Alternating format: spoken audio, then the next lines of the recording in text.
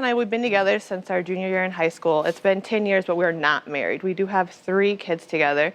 A year ago, he just cheated on me with somebody that he met off of a social media site. Sorry. And it's just been really hard to get over. Our 6-year-old has been really paying attention. You know, the older they get, the more they realize stuff. And so she's been asking questions like if we love each other. He's a great dad, but I just don't know how to get over this, so I need help. Do I stay or do I love from afar? And we live right now more like roommates. He eats in a different area of the house. He sleeps in a different area of the house. So I just really need your guys' opinion on if we should stay together or if we should go our own ways. Deketrius, why did you cheat?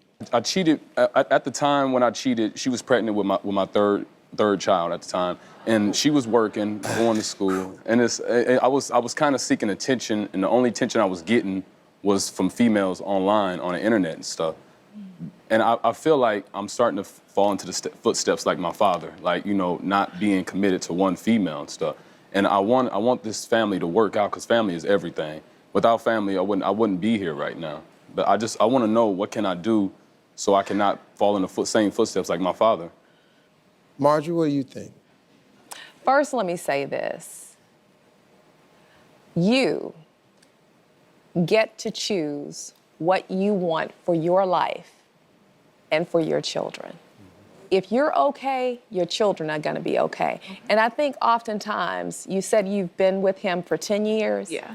And you're not married to him. So my question is, why aren't you married? He said that he loves you, but he hasn't married you, which means you haven't made that a requirement. Because if you make that a requirement and he loves you, he'll marry you. That's the first thing.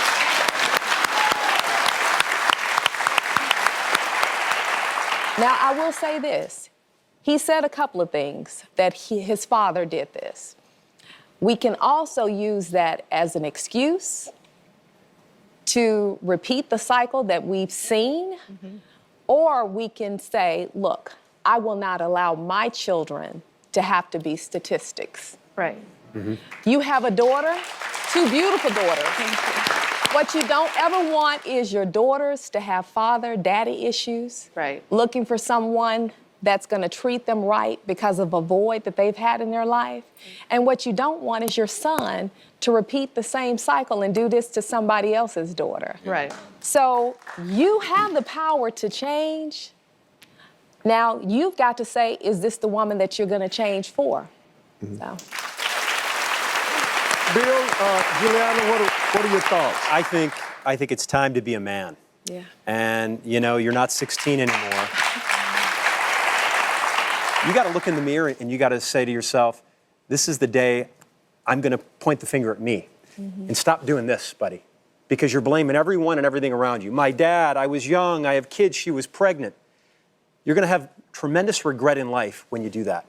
If you take the finger and you say, I'm the guy who's going to get me to where I want to be in life. I want my kids to be proud of the father they look at.